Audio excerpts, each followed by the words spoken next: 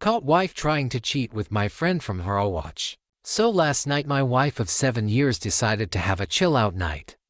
After dinner she went to the den and was watching her programs, while I flitted between watching the Spurs game, football, soccer, and doing some odds and ends that I had planned. Next thing I know she's got the wine out and has had 2 bottles of the stuff. At around midnight I went to check on her and seen she was out cold on the couch. I went to scoop her up when her watch thing buzzed and a message popped up on the screen. It said something along the lines of haha I can't do that, my name would knock 7 shades of shit out of me. I wondered what the f that was all about, so I pressed on it, and it was a conversation between my wife and a friend of mine. Now I wouldn't say this guy's a close friend of mine, but he's someone I've played 5-a-sides with for years, drank with and have known since we were teenagers. We used to call him Jacket Holder because when we got into scraps as teens he'd always be the guy holding the jackets while everyone else went for it. Right, so as I said, I pushed on the conversation while this thing is still attached to her wrist and scroll up to the top, and as far as I can tell it's him that contacts her first unless she's deleted. There's lots of flirting and wink-winking going on, but nothing that you could outright say was cheating. Then I get to last night, and when she's drunk she starts openly begging him for sex. I couldn't believe my fucking eyes. I'm paraphrasing here because I can't remember the exact words, but she was saying shit like how much she had always wanted him, how no one would ever find out if he did want to do something, and the last one that fucking killed me, that she was great at keeping secrets. I tried to scroll on her watch but couldn't find any other messages, and I don't know her phone passcode. I put her in her bed and just sat in the kitchen in shock until I fell asleep, then got up for work about 5:30. When I went to get in my work van I just slumped down on the wheel and realized I couldn't face it, so I went back in the house, grabbed a half-drunk bottle of vodka, filled to the top with Coke, and went on a walk down the railway line. We live beside a lot of woodland and a disused railway line that goes for miles, and I've walked about half the length of it. I'm sitting under a railway bridge like a fucking troll right now, just seething at the whole thing. You'd probably think there's a fire going from about a mile away due to the steam coming out of my ears. So what do? I don't want to speak to her. I can't even bear to look at her after reading that shit. It was like a dagger through my heart. I just feel like every morsel of love I had for her has evaporated into thin air after reading her begging like that. Fucking yuck. I honestly want to ghost her, man. If I could, I would never speak to her again. The whole "I'm great at keeping secrets" was the thing that really got me though. Like, who even are you? It reeks, but it's a case of how far down the rabbit hole do I want to go? I don't care. If I'm being honest, I'm just done. I've never felt so betrayed and disgusted in all my life. The thing is, I've invested so much in her, not just as a partner, but as a person. I loved her so much and thought her personality, and by extension my personality, reflected that of good people. To realize she's a backstabbing snake makes me feel like a snake. I feel like a worse person than I was yesterday. The only way I can describe it is for someone you looked up to, took advice and life lessons from, to suddenly find out they were a pedo or a rapist or just a downright creep. You single quotes entire perception of yourself and who you are would be shattered because you've took on board what they've said and invested time into a creep. That I'm rambling nonsense. I apologize. I'm lucky in that our house is owned by my parents, who 6 years ago moved to a retirement village, and we moved in. The house will be bequeathed to me when they die, but I don't and hopefully won't own it for a long time. They couldn't be bothered with the upkeep and all the problems etc. and wanted to see out their final days in peace, so when we do divorce my soon-to-be ex won't be getting her hands on it. So what do I do then? I'm honestly thinking of just not saying a word and throwing her right out. Also, while walking here it went through my mind to get my mate, who's a locksmith, to quietly change the locks today. I could feed her any old garbage about something from the doors being broken. She won't care what's going on anyways, as long as I'm about. Then after he's done, lock the front door and tell her to come out and look at something out the back. When she comes out, just run back in and lock the door behind me. That sounds childish as fuck, doesn't it?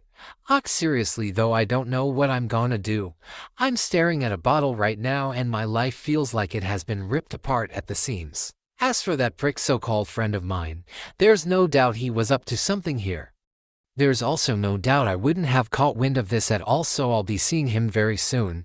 Never mind holding jackets, he'll be holding his face. Update. Wednesday the 28th of October. Thank you to everyone who reached out to me after my first post, was really appreciated.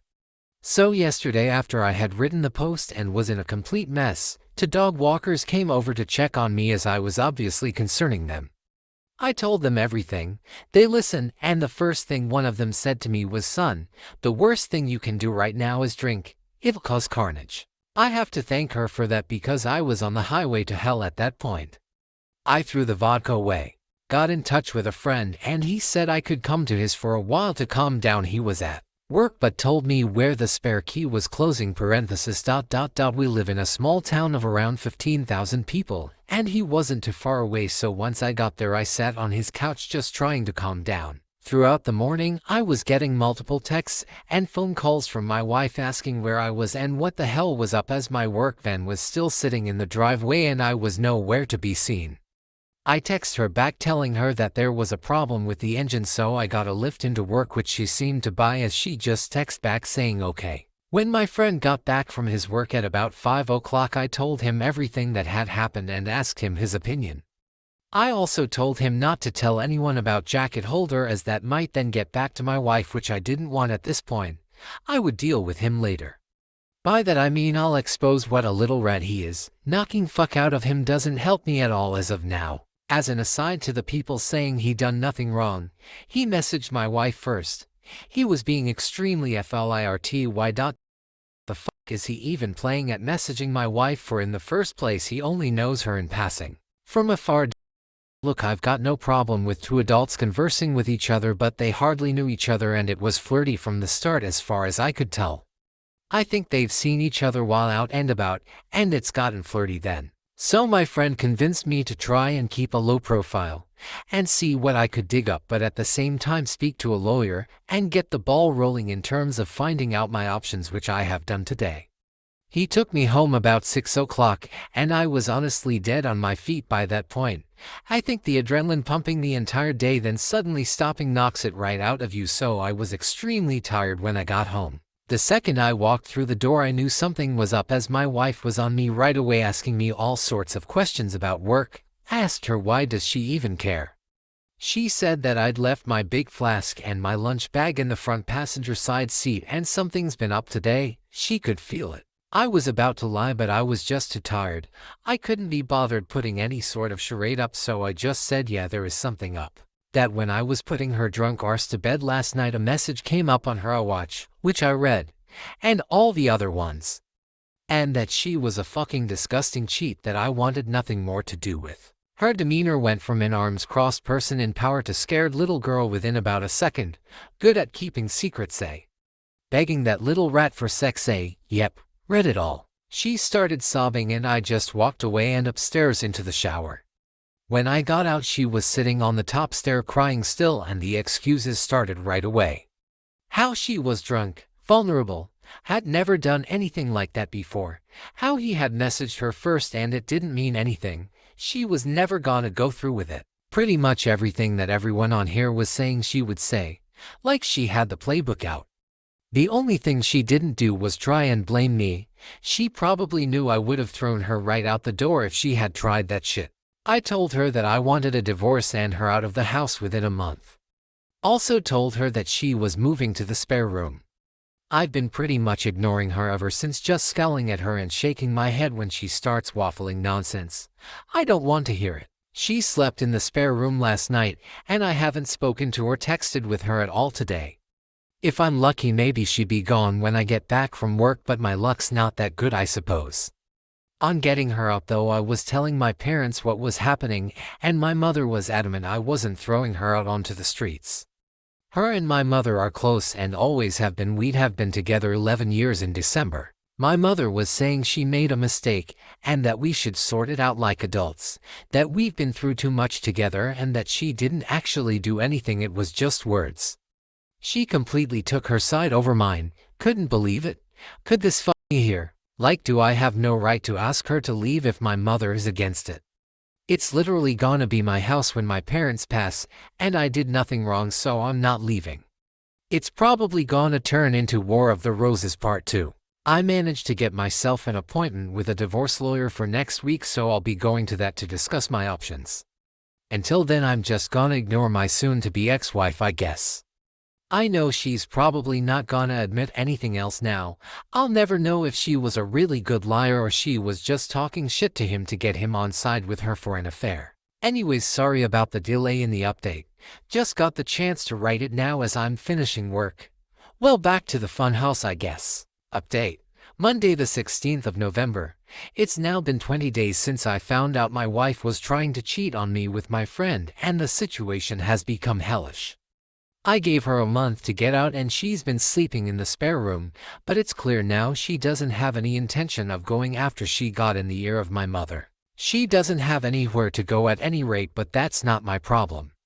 I've seen my divorce lawyer multiple times, and I am now in the process of drawing up a divorce petition and having my wife serve divorce papers. I've also opened my own bank account and taken 50% of the balance from our shared account. The atmosphere around the house has been weird, to say the least. The living room has turned into a no man's land where no one frequents, as we both spend the majority of our times in our rooms. I've also intentionally been working late a lot so I don't have to interact with her much. I had been completely ignoring her, but after reading about the 180, have started implementing that and been civil if a little cold towards her. I'm so glad I did this, as I was beginning to feel like a monster refusing to acknowledge her existence. It was not the right way to behave, and I ended up feeling like the one who had wronged her, rather than the other way about. The only time I broke from the 180 was when I walked into the bathroom last week and she was sitting on the floor by the bath crying. I helped her up and instinctively gave her a hug, though it was more of a there type hug than one with much love attached to it. The sad thing is that I'm so suspicious of her now that I wouldn't put it past her to be waiting on me coming in so she could put on a performance. The thing is, that probably isn't even true, but this is the sort of shit that's going through my head in this environment. It's just toxic. She's been crowing about how she'd do anything and everything to save this marriage, anything to prove to me that it was just a silly mistake. So I brought up a lie detector test. I don't plan on ever getting one done, wouldn't even know where to start. I just wanted to gauge her reaction. She was all for it. Well, until a few hours later when she came to me, tablet in hand, going on about how inaccurate they are and that anxiety and nervousness can throw up false reading, and with her and her anxiety disorder and all. I just laughed. Wasn't even a normal like chuckle either. It started as a bit of a cackle and ended in a childish giggle. It appears she would do everything to save this marriage. Well, everything except take a lie detector test, that is. It doesn't even matter anyway. I meant what I said in my op. Every morsel of love I had for her dissipated into the atmosphere after I read her say those horrible things. I don't see her as my true love anymore, the person I could tell anything to and would trust with my life. I just see trash that needs taken out before it stinks the place up. Jacket holder has been the talk of the town since I exposed him to our friend group a few weeks back. It's safe to say he has no friends left among us, and has been completely ostracized. I tried phoning him a few times, but he refused to answer, then blocked my number. Fuck that little rat, I hope it was worth it. I've spoken to my mother multiple times about this, and during a heated argument asked her why she was taking my wife's side. Like, was there something she wasn't telling me here? What was she expecting? Us to live like roommates? Go on like nothing happened? It's ridiculous. She said she has always seen my wife as the daughter she never had but always wanted. My mother had a stillborn daughter before I was born and it has haunted her, so she latched onto my wife, and has done since we got together. As I said previously, they have a close bond. The fact my wife doesn't have any family and only a few friends who have their own busy lives and families means if I threw her out she would be all alone, and my mom thinks that's unacceptable, especially during a pandemic. She tried to get me to come to a compromise, saying that in 3 or 4 months we can look at it again and see where we are mentally, and is pushing me to try couples counseling before I throw in the towel. I'm not doing that. The thought of being in the same house as my wife over Christmas makes me feel ill. She wants to do it right as she does every year, and it'll be a complete shit show. My dad, God love him, has never been much of a talker, never up nor down, just always there.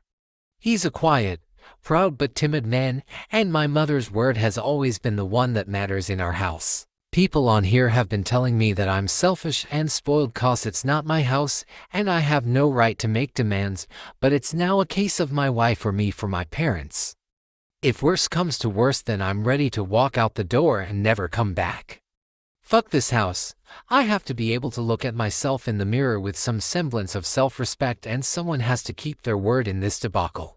If I do leave, my friend has said I can stay with him for a few weeks or so till I get myself sorted.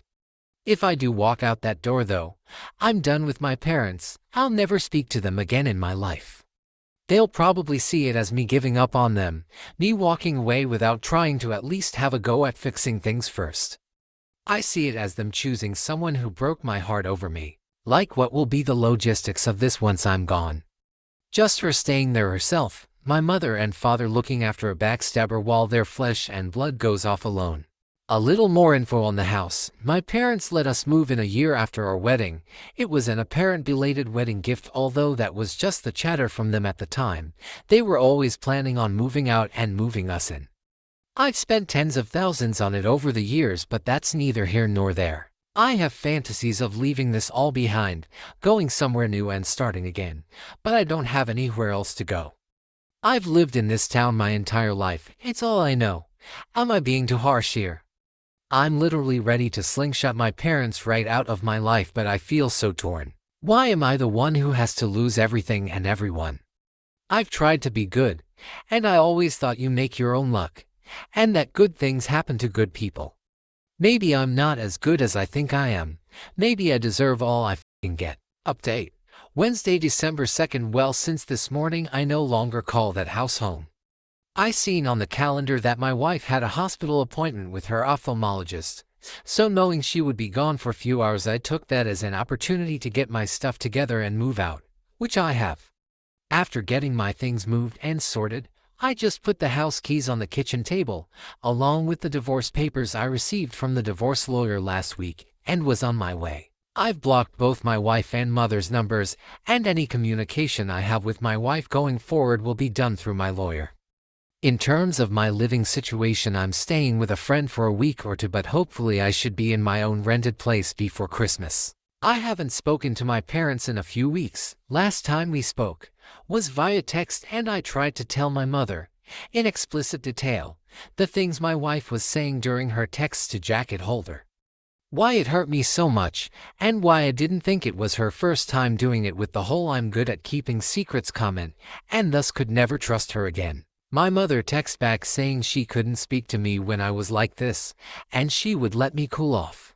She tried to phone me a few days ago, and I just blanked her call, and as said a bit further up, since today have blocked her number. I feel so let down by my parents, and at this point, it almost feels worse than the original betrayal from my wife. The way I'm feeling right now, I don't think I'll ever speak to them again. I think in times of strife, you look to your family to be strong for you, to be a rock, and give you the wrong one support. My parents have been weak. They've made me feel like the one in the wrong, like I'm overreacting, and it's me that's ripping this family apart. Well, it's not. I didn't ask them to move mountains for me, just move my cheating wife out the house, and they made their choice. My father also had the chance to put his foot down for once in his life and stand up for me, but didn't. You make your choices, and you live with them, I guess. Reading some of the comments on here from my previous posts, people have been saying things like, "I threw in the towel so easily. I was looking for a way out and didn't love my wife because I didn't try hard enough to save things," but that's not true. I loved my wife more than anyone on this earth, and I was broken when I discovered what she was doing. I think we all have boundaries, and once those boundaries have been crossed, things change irrevocably. When I read those horrible texts, something changed inside of me. I fell out of love with her, like being snapped out of a spell in the movies. Anything tried after that is just delaying the inevitable. I have to say that I'm interested in the whole dynamic of their relationship now that I'm gone.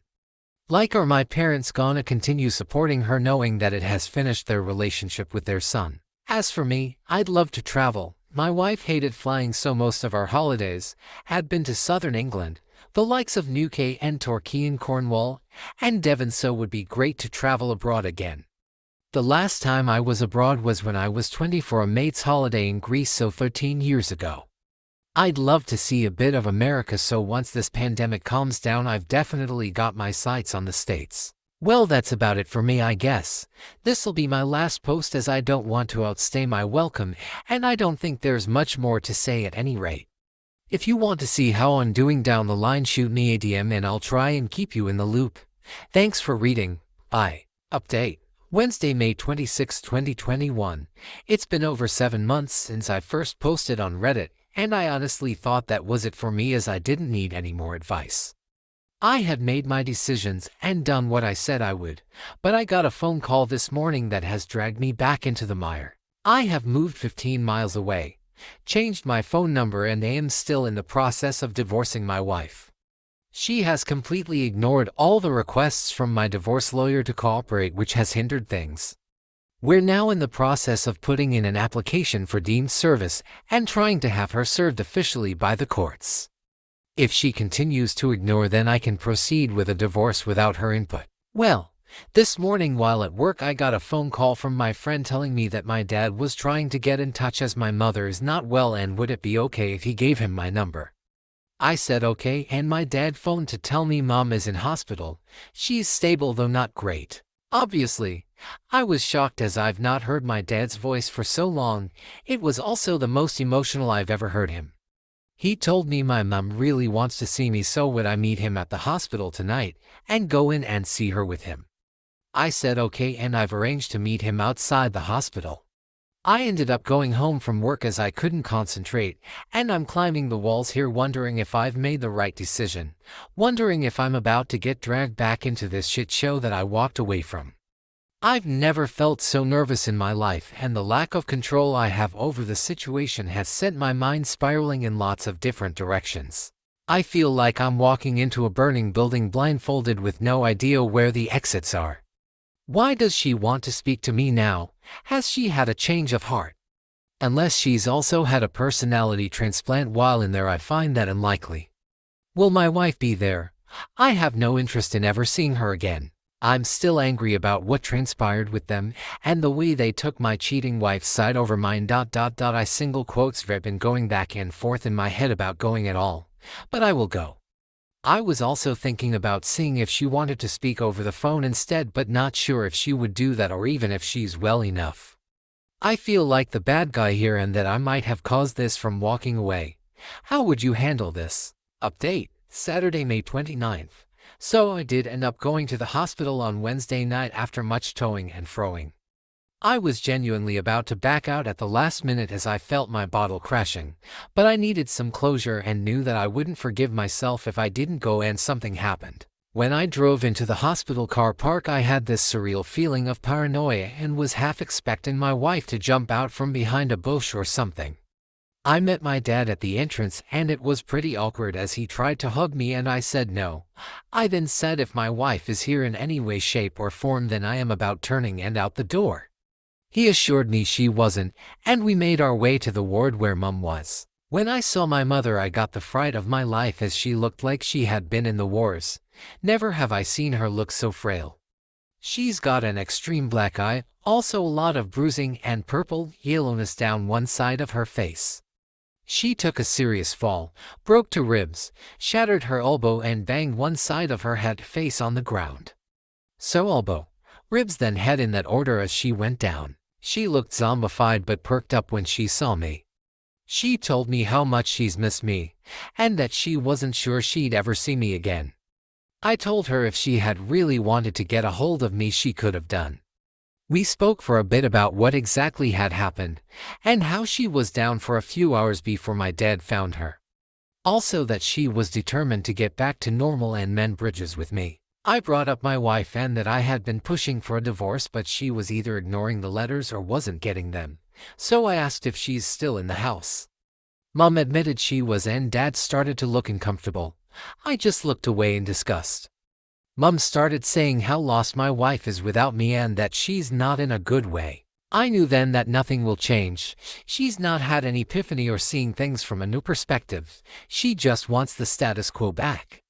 She said that the house is my home and always will be, but I told her I don't want it.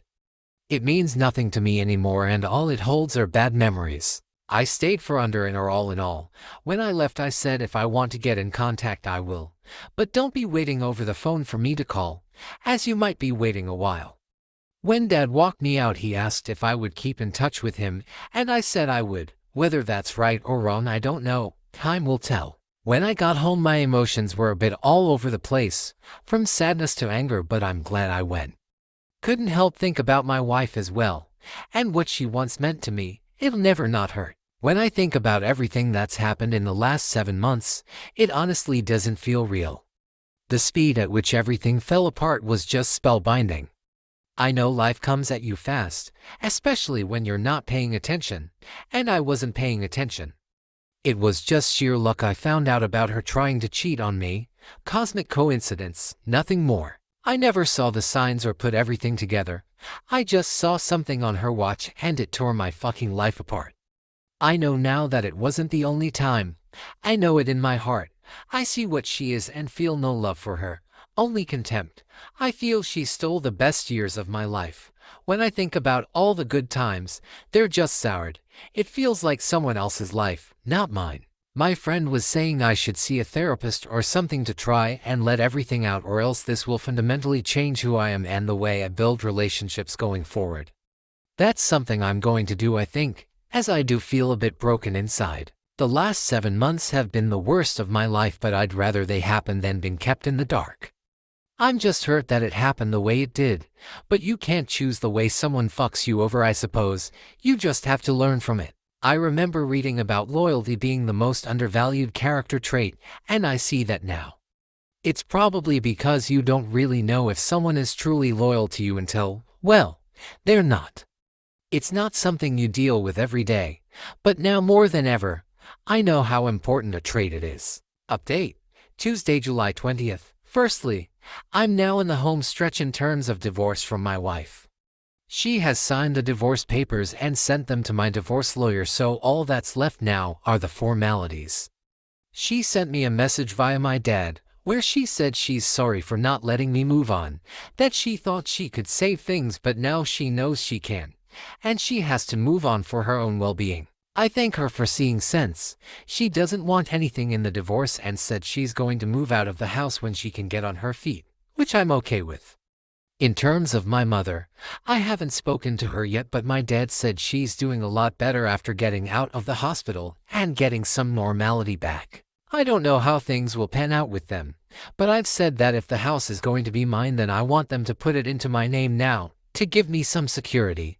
Then we can start trying to build bridges. We'll see how that goes. My biggest battles ahead are in my head, and trying to get over everything that has happened. The brain is a wonderful yet frightening thing. To give you an example, I can still taste the truffles I scoffed and threw up at my grand's house when I was like 5. I've never eaten truffles again, but I can still taste those fucking things 30 years later when I think about it. What I'm getting at is I don't want to harbor thoughts, feelings, and opinions about everything that's happened 30 years down the road.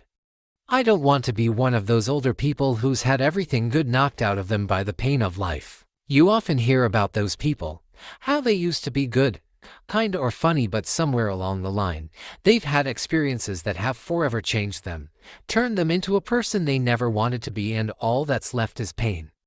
I don't want to be that person. I have to let this pain go before it consumes me. I have started therapy and spoken to a psychiatrist both over the phone and in person, and it has helped me a lot to speak candidly about everything, if only for a little while. My psychiatrist also said something to me that really struck a chord. When I was moaning about how my best years were behind me, she said, "Your best years are the years you've got left." What I think she meant is the past is gone. It doesn't exist, except in your mind, but the here and now does, and you can choose to make the most of it, or live in a past that isn't real to anyone but you. It's definitely a phrase I'm going to try and remember when I feel down. I said in one of the previous posts that I wanted to travel, and that is finally happening. My friend has committed to coming with me, and we're booking a flight to New York at the beginning of October for a week. Really looking forward to it. Always wanted to see New York when the leaves change. Reminds me of that movie You've Got Mail. I want this to be just the beginning of my adventures in terms of traveling. I want my latter 30s to be littered with memories from escapades I've had abroad. Well, that's the plan anyway. All I know is that for the first time in what seems like a long time, I'm waking up with hope in my heart and walking with a spring in my step. If that's not progress, then I don't know what is. Update: Wednesday, October 27th. Well, it's now been a year since my first post on Reddit, so thought it would be fitting to give one last update and end things here. First things first, I'm now officially divorced. Feels like a weight has been lifted, but also a firm end to what was nearly a third of my life. I actually saw my ex-wife for the first time since last December as I was walking into a shop in the town center about a month back, after visiting a friend. She was opening the door to walk out just as I was walking in. We were both wearing masks, but I noticed it was her right away and we made eye contact. She mumbled something that I couldn't make out, then we just sort of stared at each other for a few seconds, then I walked inside. As I was walking around the shop, this feeling of utter sadness just enveloped me and I had to take a minute to compose myself. It just goes to show, all it takes is one look for you to feel straight back to square one. Do I miss her? No, I miss the person I thought she was, but that person doesn't exist anymore, if she ever did. I don't wish her hurt or hardship though, I really don't. I just refuse to move forward any longer with hatred in my heart. The only person it'll burden in the long run is me. I also found out from a friend's girlfriend that she was sure she saw my ex-wife outside a pub in the city, all over another guy a couple of years back. Apparently she never said anything to me or my friend because she wasn't sure it was her and she didn't want to meddle. I'm extremely pissed off with her, as I could have done with that information years ago. It's hardly conclusive, but I could have confirmed if she was out that night, etc., and it would have saved me a lot of heartache in the long run. Now, I know why I've never liked her. One of the reasons we wanted to book a flight to New York in October, apart from wanting to see NY in autumn, was that the travel ban between the USA and UK was supposed to be lifting in September for fully vaccinated travelers. And fortunately, that has now been moved back to November 8th, which has put our plans into limbo. My friend also can't get the time off work now till the new year, so if I'm to go then I'll have to go alone, which is a bit shit since we were both invested in going together.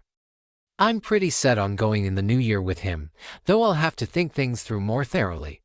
One thing this pandemic has consistently been able to do is throw up curveballs, so I really can't complain or say I'm surprised. I'll get there though, by hook or by crook. This is just the start of my journey in that regard. Remember, I'm struggling when it comes to my parents in that all I feel towards them is complete apathy. I'm just having a difficult time feeling anything, and no matter how hard I try, I don't think that'll change. My dad has tried to build back the relationship again, but I just don't care anymore. That might sound harsh, but it's the truth. I said in my last post that I wanted them to put the house in my name, though I haven't followed up on that. I think I was just angry at the time and wanted to assert some dominance at the outset of our conversations, but I really couldn't give a fuck about that house. I think I would rather live in the house from Nightmare on Elm Street than there. It wouldn't change anything anyway. It can't turn back time unless it's turned into a time-traveling house since I've gone. Or circumvent what they did. It's just the sad consequence of the choices they made. To anyone out there thinking of forgiving a cheater, please don't. I implore you. You're flogging a dead horse. Don't be that person, desperately scrambling to put out fires started by your cheater partner while they gleefully reignite them.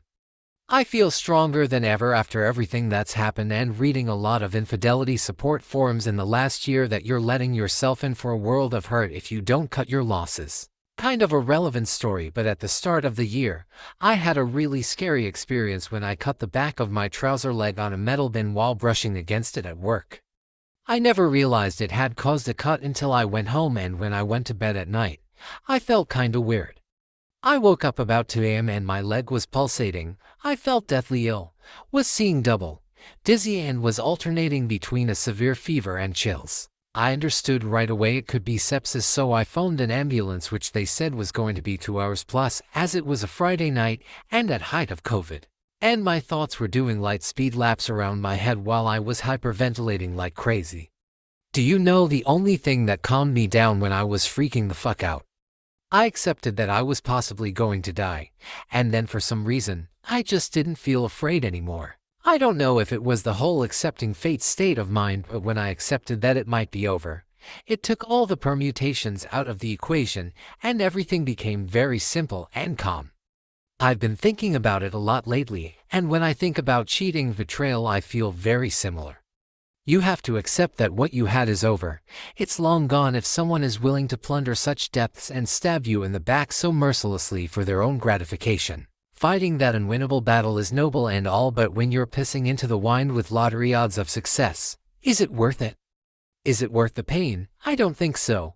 I understand everyone has their own situations with kids etc., but some fights are just straight up folly. I accept that it's over and things will quickly become clearer. That's just my view. It's only after we've lost everything that we're free to do anything. Tyler Durden, Fight Club. It's funny.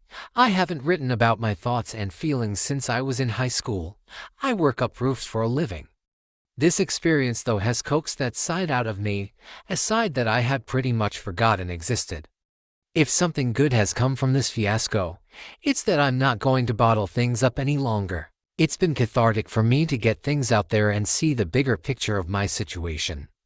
Writing things down has helped me more than I ever imagined, so it's something I'm going to continue to do, even if it's just writing to myself on a journal or notepad. I think there are instances in your life when all said and done, that you can put a pin in and say, things were on a knife edge that day and could have gone either way. I shudder to think what would have happened had I not reached out for help on here, or seen those dog walkers. I'd likely have been blackout drunk, at death's door in a ditch somewhere, or in jail for firing Darren AK jacket holder straight through his fucking window frame after going through his house like a tornado. Honestly though, it frightens me to think where I'd have ended up if things had gone south. I was not in a good way, and being drunk, embarrassed and incandescent with rage is a combination that can cause chaos whichever way you cut it. In the end, I'm just happy I made it out the other side without hurting myself or someone else. Most of my posts have been about the ins and outs of what was happening. However, I think the last few have been more about how I feel towards what has happened. Betrayal just renders such passionate and invasive thoughts. There's no action on this earth quite like it. Being stabbed in the back by people that you love. In so many ways it's unique, and the emotions you feel after it are by the same token equally unique. So cheers for hearing me out. I said in my first post after finding out that I felt like a worse person than I was yesterday. Well, after everything that has happened, I feel like a stronger one too. Thank you for reading my story.